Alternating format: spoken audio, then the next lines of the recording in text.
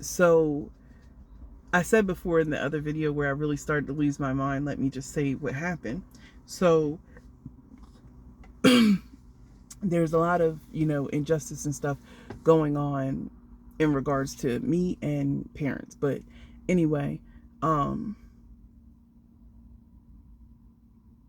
particular night, I got out of my body and I felt like as if I was floating, not flying, but floating.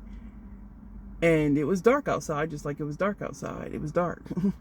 It was at night, and I felt as if I landed or arrived in this particular house.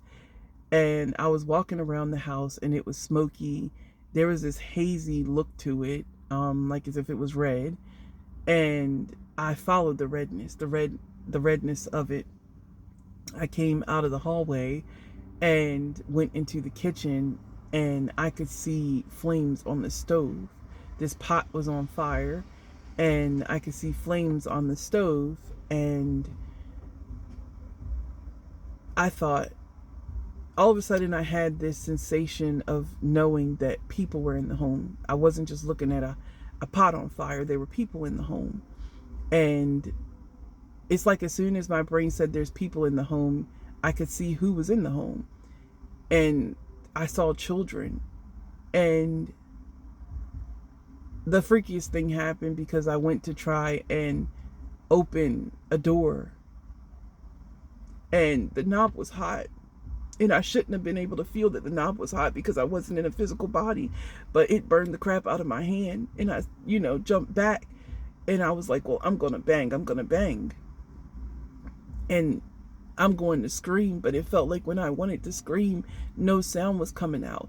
I'm hitting the door as hard as I can, but it felt like the door, in the least should have vibrated or something under my hand as hard as, in my mind with my intention that I was hitting this door, that it should have vibrated and made a sound, but it didn't.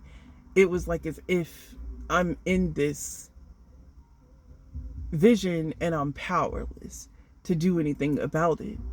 And the flames got bigger, and I started to feel faint, like as if I couldn't breathe from the level of smoke that was in the home. And I just said, I got to get back to my body. I'm not going to survive this. I got to get back to my body. And when I said that, it was like I instantly was outside the home. And once I got outside the home, it was as if I wanted to warn from the outside, but I couldn't. It was like a kind of like it felt like a gas explosion, but it was like when it happened, it pushed me back into my body immediately.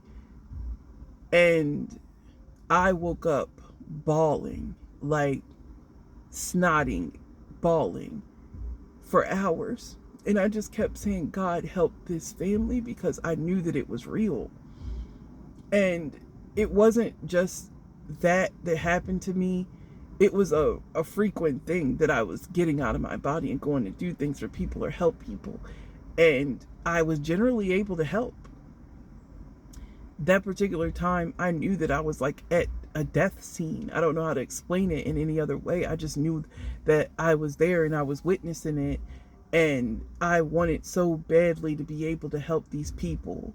And so fast forward, I didn't go back to sleep. I stayed up praying. And the next thing you know, I'm getting ready for school.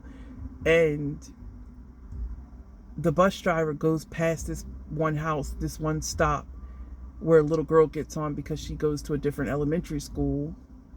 And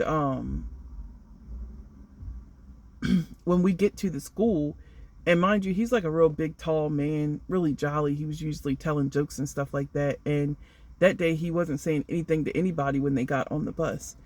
And